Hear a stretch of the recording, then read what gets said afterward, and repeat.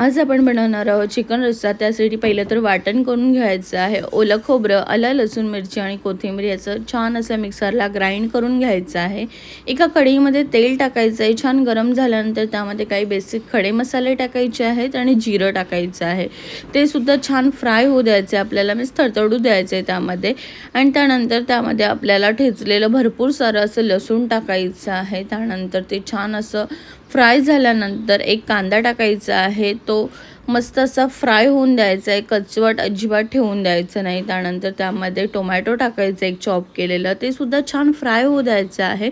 आणि आता जो आपण मसाला तयार केलेला आहे वाटण म्हणजेच, ते त्यामध्ये ॲड करायचं आहे। त्याला सुद्धा बघू शकता किती छान असं तेल सुटलेलं आहे, तोपर्यंत तो फ्राय करायचा, अदरवाईज त्याचा कचवटपणा आहे ना तो कालवणामध्ये आपल्याला दिसून येतो। त्यानंतर काही जे आपले बेसिक मसाले आहेत ते त्यामध्ये ॲड करायचे आहेत।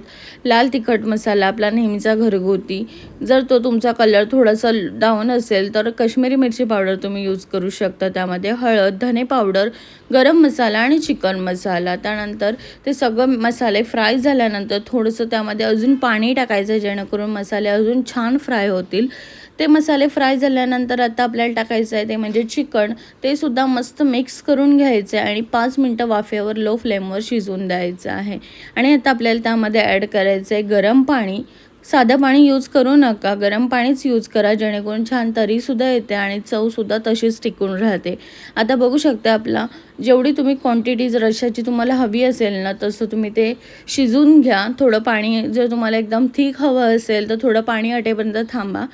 एंडिंगला चवीनुसार मीठ टाकायचं आणि कोथिंबीरने गार्निश करायचं आहे। आणि ती कोथिंबीर आपल्याला परत 5 मिनिटे शिजवून द्यायची आहे, जेणेकरून कोथिंबीरीचा सुद्धा फ्लेवर आहे ना त्यामध्ये उतरून येतो। आणि आता फायनली कोथिंबीर टाकल्यानंतर आपल्याला 5 मिनिटं परत लो फ्लेमवर ठेवायचं आहे आणि एंडिंगला छान असं कोथिंबीरने गार्निश करायचं आणि आपलं चिकन रेडी आहे। So thank you.